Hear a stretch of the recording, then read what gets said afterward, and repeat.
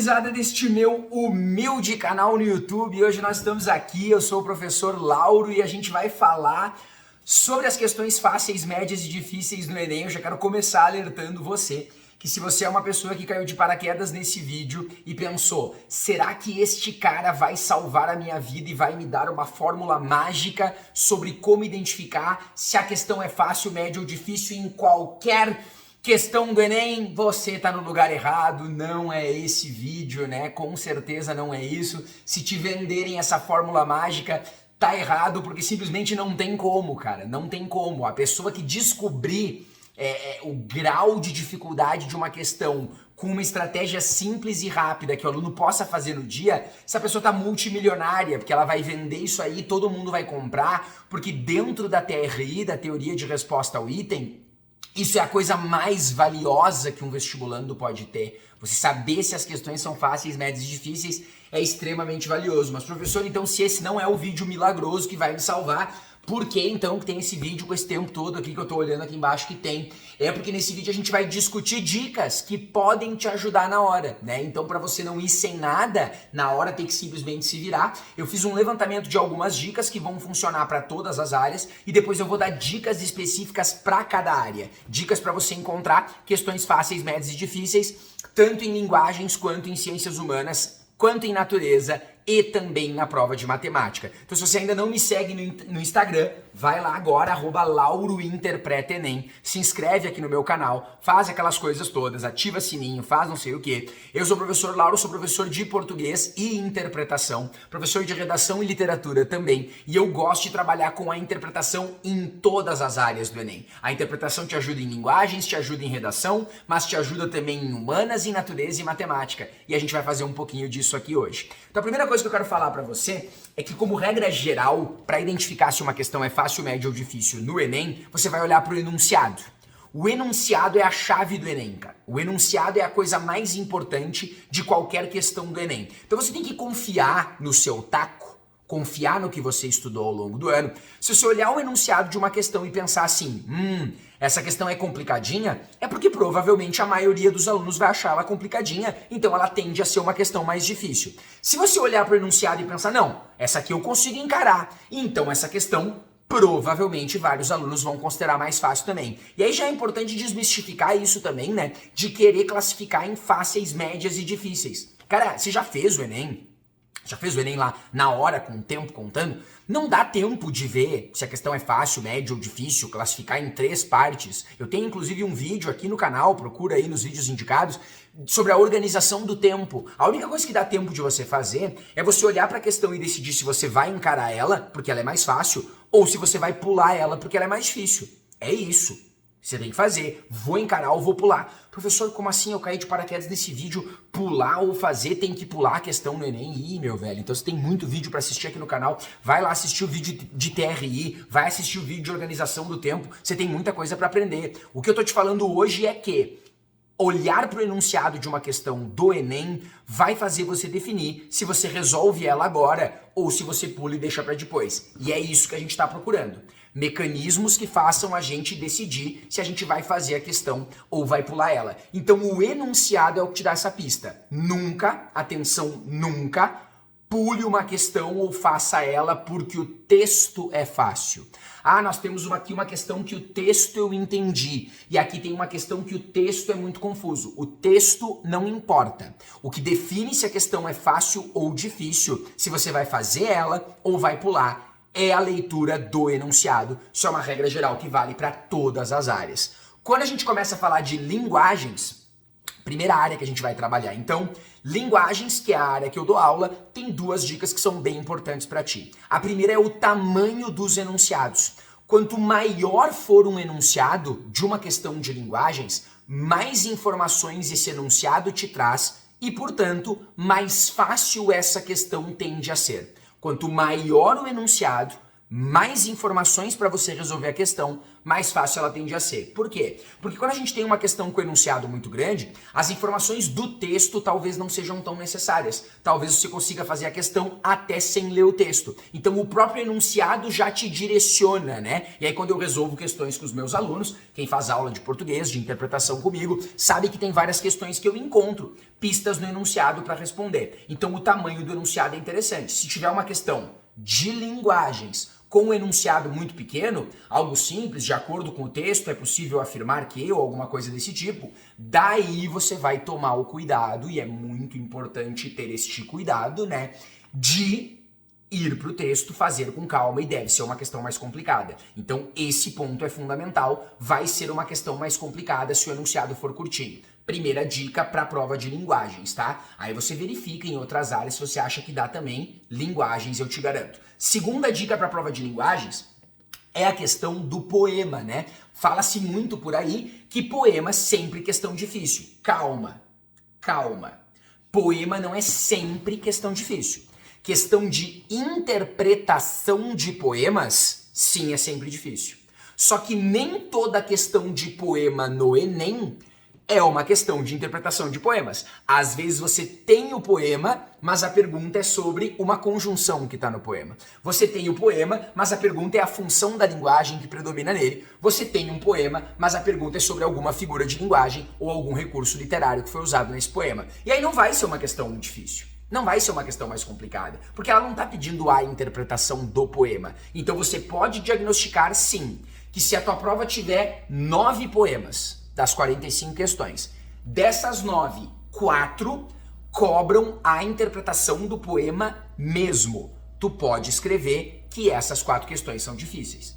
Essas 4 questões tu vai deixar para fazer no final, se te der tempo, porque interpretação de poemas é disparado a habilidade mais complicada da prova de linguagens do Enem. Então eu quero que tu tenha esse cuidado quando tu for resolver. Resumidamente, então, linguagens, 2 estratégias. Além do foco no enunciado, que é comum para todas as áreas, linguagens. Cuide do tamanho dos enunciados, quanto maior ele for, mais informação, então mais fácil a questão. E interpretação de poemas, se estiver solicitando a interpretação mesmo, é uma questão mais difícil.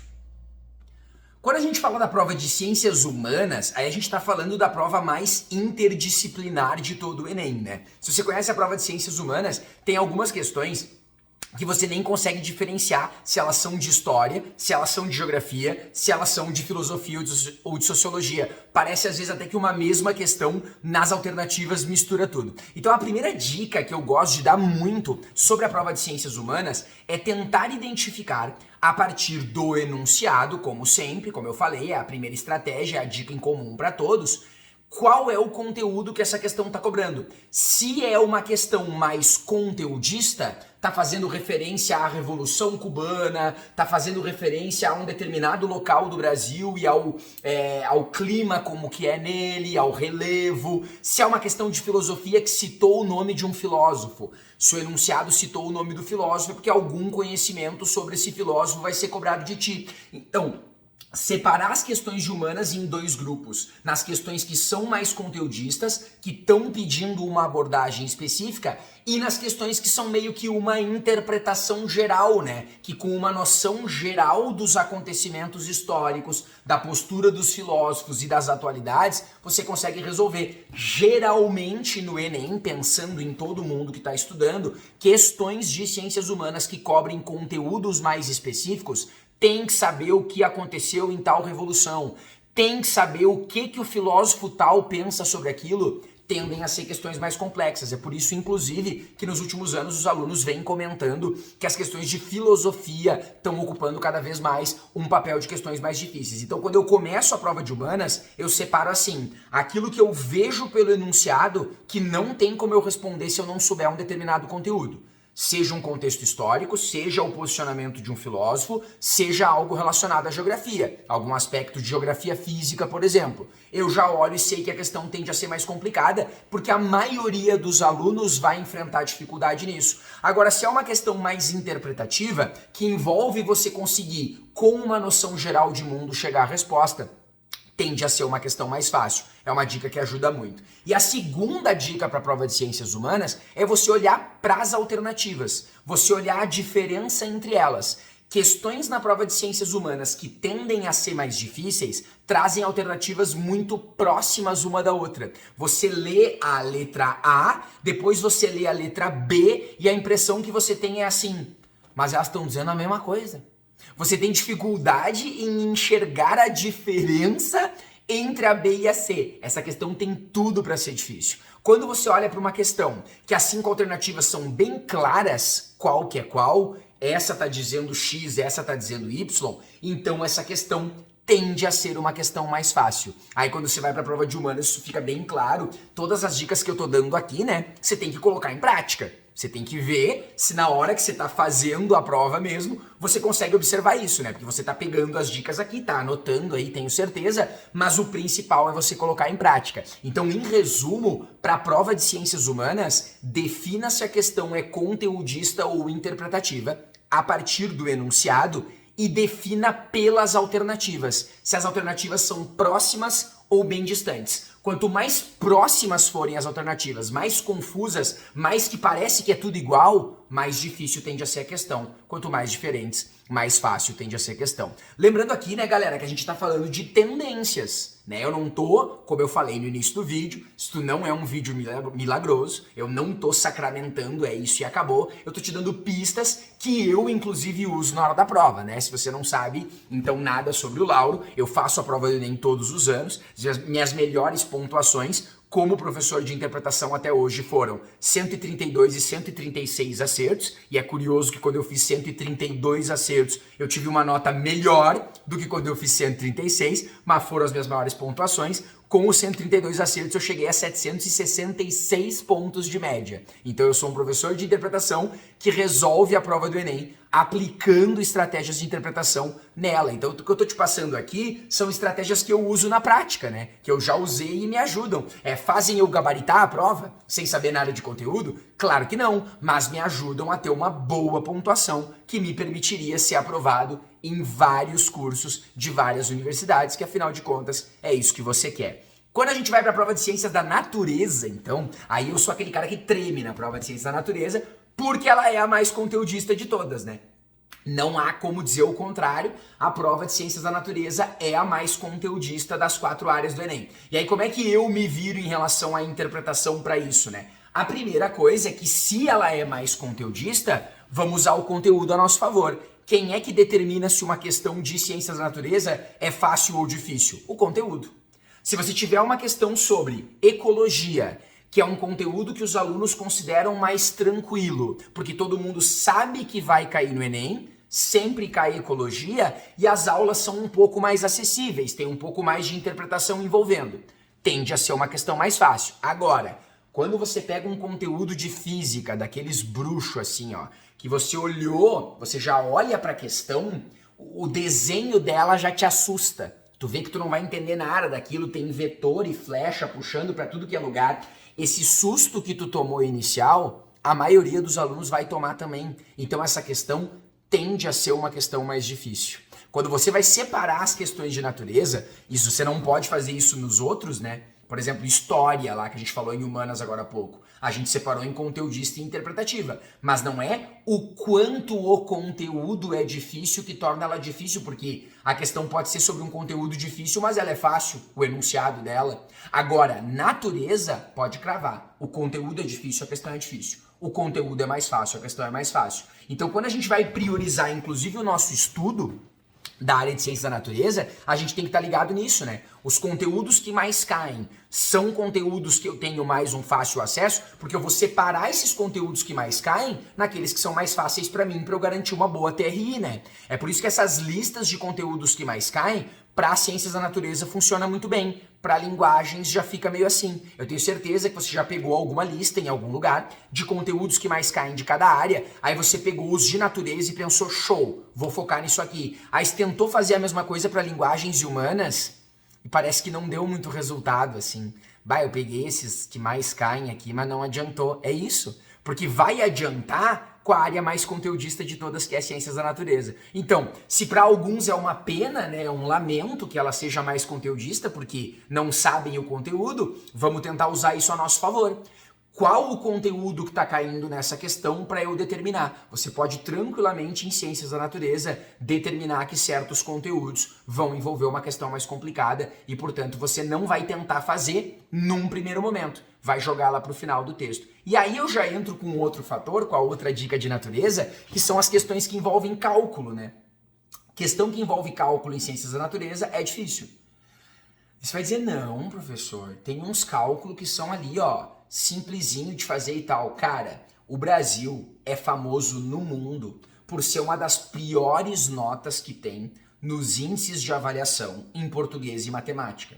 A nota do Brasil em matemática, em rankings mundiais de educação, é tenebrosa. O brasileiro como um todo tem uma dificuldade incrível em matemática. E aí você vai dizer assim, não, eu não. Não, então você é uma exceção, cara. Mas a questão não vai ser avaliada como fácil ou difícil por causa sua. Ela vai ser avaliada com base na nota de todo mundo. Quando a gente tem aula de TRI, por que matemática é a área que mais te dá pontos para um mesmo número de acertos? Porque ela é considerada a área mais difícil, a área em que o pessoal vai pior. Então te dá mais pontos para cada acerto que tu faz. Essa é a sacada. Então, questões com cálculo na prova de ciência da natureza, eu acho que tu nunca parou para ver isso, né? Mas não são tantas quanto tu pensa não, tá? Não tem tanta questão que envolve cálculo aqui em ciência da natureza. Não passa de 15 questões da prova. Essas questões que envolvem cálculo, eu, quando faço a prova, sempre deixo mais pro final. Eu já sei que questão que envolve cálculo vai ser questão mais complicada, então eu deixo pro final. O que eu não posso fazer o mesmo na prova de matemática, né? Porque se você deixar todas que envolvem cálculo na prova de matemática pro final, ferrou. Porque todas têm cálculo praticamente, né? Eu tô fazendo um vídeo separado por área. Em natureza, para a gente resumir então, você vai cuidar duas coisas. Você vai cuidar o conteúdo da questão. Se for um conteúdo difícil, a questão tende a ser mais difícil. Se for um conteúdo mais fácil, tende a ser mais fácil. Em ciências da natureza. E você vai cuidar questões com cálculo. Questões que envolvem cálculo tendem a ser mais difíceis na prova de ciências da natureza. Então até aqui, você viu que eu tô te dando uma dica geral e tô te passando duas dicas por área. Eu quero que você memorize essas dicas para lá na hora da prova você usar isso a seu favor e conseguir fazer o melhor Enem da sua vida. Tá faltando matemática, né? Vamos para a última. Bom, aí para matemática, meu velho, eu acho que tem dois fatores que são importantes observar, tá? A matemática ela é uma área, 45 questões, é a única disciplina do currículo programático que não divide com ninguém a sua área, né? Português divide a sua área de linguagens com literatura, com artes, com língua estrangeira. História divide ciências humanas com geografia, com filosofia, com sociologia. Na natureza tem biologia, química e física. E a matemática tá sozinha. Então acho que a primeira coisa que você tem que observar é assim, ó, classificar as questões por tipos de questões. Você vai ter em matemática, basicamente, 3 tipos de questões que eu consigo separar e que a gente consegue sacramentar como fáceis, médias e difíceis. Dentro do primeiro tipo, tabelas e gráficos. Cara, questão que envolve interpretação de tabela e de gráfico só, não tem nenhum conhecimento matemático ali além disso, você tem que matar. Porque você pode dizer assim pra mim, você é ruim em matemática, tudo bem, você é ruim em matemática, mas interpretação de tabela e gráfico é interpretação.